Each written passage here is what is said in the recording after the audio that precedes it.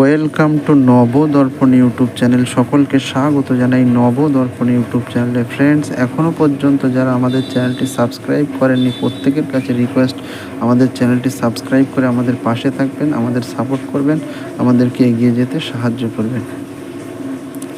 Friends, আজকে আলোচনা করব সঙ্গীত জগতের দিকপাল কিশোর কুমারের জীবনী। চলুন ভিডিওটা শুরু করি।